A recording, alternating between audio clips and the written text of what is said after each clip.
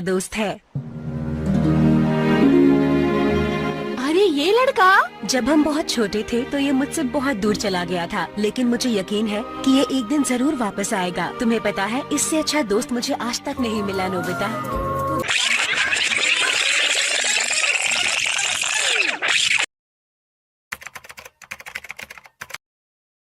Video में आगे जाने से पहले हम पिछले पार्ट के बारे में कुछ जान लेते हैं। पिछले पार्ट में हमने देखा था कि जो कुछ भी हो रहा है अभी बर्ड प्लैनेट पे या अर्थ पे, वो सारा प्लान मित्सु ने ही किया है। यानी जो भी कुछ हुआ था अभी तक में, वो सारा प्लान मित्सु ही का ही था।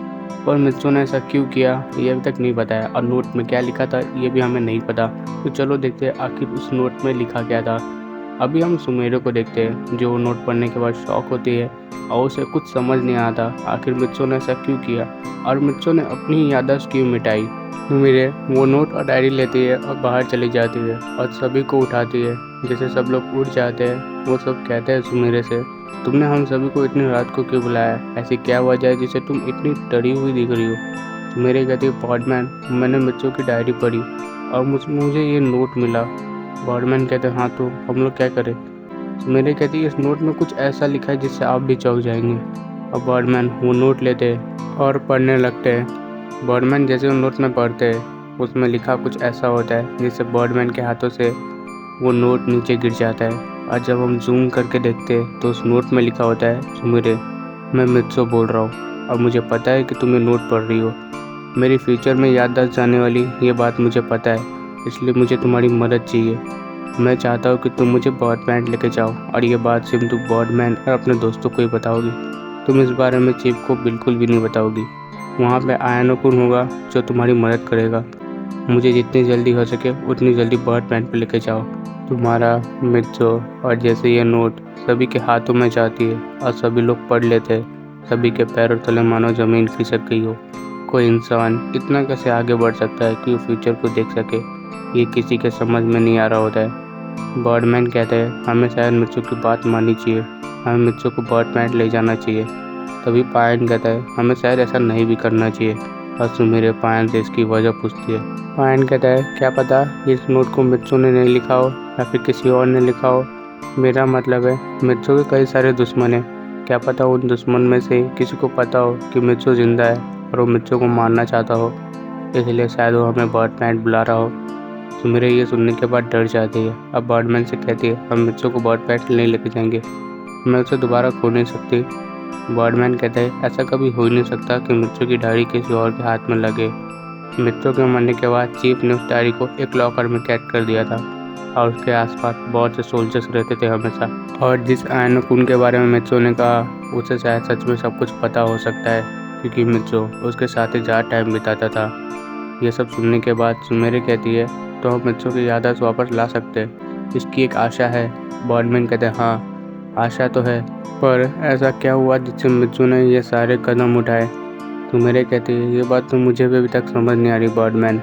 थोड़ी देर डिस्कशन के बाद वो लोग डिसाइड करते हैं सिर्फ बॉडमैन और सुमेरे ही बर्ड प्लैनेट जाएंगे, बाकी सब यहाँ रह के अर्थ की देखभाल करेंगे। फिर उसके बाद जैसे सुबह होती है, बॉडमैन सुमेरे दोनों ही बर्ड प्लैनेट के लिए निकल जाते हैं और उनके साथ मित्सु भी होता है। सुमेरे की बेटी मित्सु के रोबोट के पास होती है। फिर हम सुमेरे और बर्डमैन को देखते हैं, जो दोनों ही बर्ड प्लैनेट के लिए निकल चुके होते हैं। सुमेरे बहुत ज़्यादा एक्साइट होती है क्योंकि उसने कभी भी बर्ड प्लैनेट को नहीं देखा, और स्पेशली मित्सु के रूम को। मित्सु वहाँ पे कैसा रहता होगा, उसके कितने दोस्त बने, मित्सु वहाँ पे क्या करता है, वो सारी चीज़ों के बारे में सोच रही होती है। लंबे सफ़र के बाद सुमेरे और बर्डमैन बर्ड प्लैनेट पहुँच जाते हैं। जैसे ही वो लोग बर्ड प्लैनेट पहुँचते हैं, चीफ उन दोनों का स्वागत करते हैं। बट सुमेरे उन्हें कुछ भी नहीं बताती, जैसा मित्सु ने कहा होता है। सुमेरे चीफ से पूछती है, मित्सु का घर कहाँ पे और ये आयानो-कुन कहाँ पे मिलेगा? चीफ वो दोनों चीज़ें सुमेरे को बता देते हैं और सुमेरे चीफ ने जैसा बताया उधर चले जाते हैं। कुछ समय बाद सुमेरे और बर्डमैन मित्सु के घर के सामने होते हैं और वहाँ पे आयानो-कुन भी खड़ा होता है। सुमेरे उसके पास जाती है और कहती है, तुम कौन हो और मित्सु के घर के सामने क्यों खड़े हो? आयानो-कुन कहता है, तुम शायद सुमेरे हो। सुमेरे कहती है, हाँ तुम्हें मेरा नाम कैसे पता है? आयानो-कुन कहता है, मुझे मित्सु ने बताया था तुम किस वक्त किस समय और कहाँ पे मुझसे मिलने आओगी। वो कहती है, तुम आयानो-कुन हो? आयानो-कुन कहता है, हाँ मैं ही हूँ और हमारे पास समय नहीं है, जल्द से जल्द चलो मेरे साथ। सुमेरे और बर्डमैन की आंखों पर पट्टी बांध दी जाती है, सिर्फ मित्सु की आंखों पर ही नहीं बांधी जाती।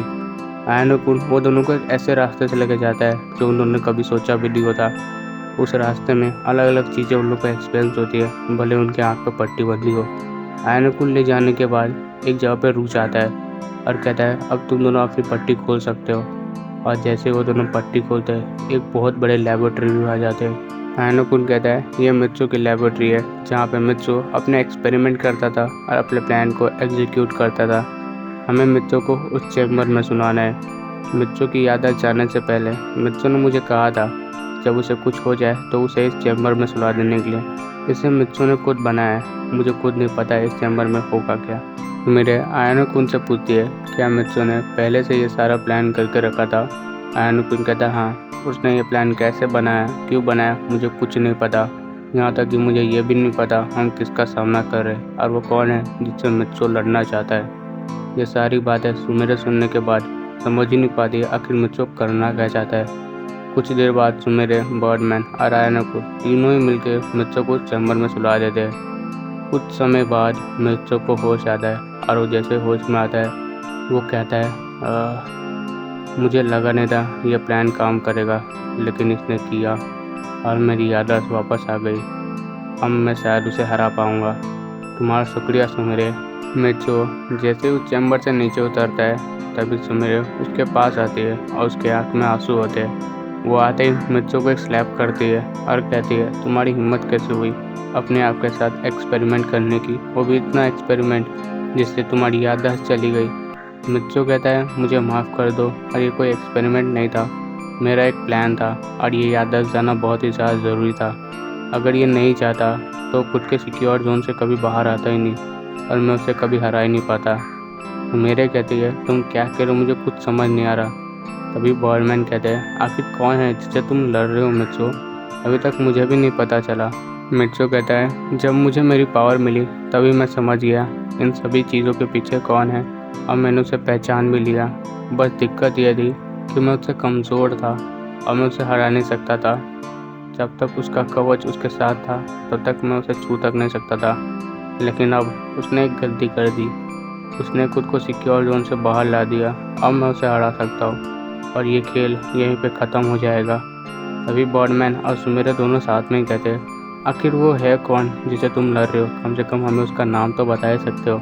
आयन कुन भी सुमेरे के साथ मिल जाता है और कहता है हाँ मित्सु, अब मुझे भी जानना है आखिर कौन है जिससे तुम लड़ रहे हो और जिससे हम लड़ रहे हैं। मित्सु कहता है अगर तुम सब सुन सकते हो तो सुन लो, जिससे भी हम लड़ रहे हैं और ये सब जो कुछ भी हो रहा है और जो कुछ भी होने वाला है और जो कुछ भी होगा ये सब चीफ की वजह से होगा। ये सारा प्लान चीफ ने रचा था, बस मैंने उसे थोड़ा सा बदला है अपनी नई पावर्स के थ्रू। और जैसे मेरे आयन कुन और बर्डमैन ये सुनते हैं मानो पूरी तरह शॉक में चले जाते हैं। उन्होंने कभी एक्सपेक्ट क्या सोचा तक नहीं था कि चीफ ये सब के पीछे हो सकते हैं। तो मेरे कहती है चीफ ये सब कैसे कर सकते हैं, उन्होंने तुम्हारी जान बचाई, अगर उन्हें मारना ही रहता तुम्हें तो तुम्हारी जान क्यों बचाते। मित्सु कहता है उन्हें बचानी पड़ी मेरी जान, क्योंकि उस समय वहाँ पे डॉक्टर्स भी थे, वो तो मुझे उसी दिन मार देते जिस दिन मैं बर्ड प्लैनेट आया था, लेकिन मेरे साथ बर्डमैन भी थे इसलिए मैं बचा हुआ था, नहीं तो मैं उसी दिन ख़त्म था जिस दिन यहाँ पे आया था। मेरे कहती है तो अब हम करे क्या। नेक्स्ट पार्ट इसका लास्ट पार्ट होगा, यानी कि मेरे स्ट्रगल की पूरी सीरीज़ ख़त्म हो जाएगी। फिर इसके बाद एक और पार्ट आएगी बट उस मेरे मैरिज के ऊपर होगी, वो बड़ी होगी, लेकिन लास्ट पार्ट इससे भी बड़ा होने वाला है। शायद वो आज तक की सबसे मेरी बड़ी वाली वीडियो हो सकती है जो कहानी है उसके हिसाब से। और लास्ट पार्ट के लिए तुम कितने एक्साइटेड हो मुझे ज़रूर बताना। अब मुझे पता है ये पार्ट थोड़ी बोरिंग थी। बाय द वे चैनल पर नए हो चैनल को सब्सक्राइब करो, वीडियो को लाइक करना भूलना मत। Take care and bye bye. Support करो, व्यूज़ डाउन हो रहे हैं अभी प्लीज़।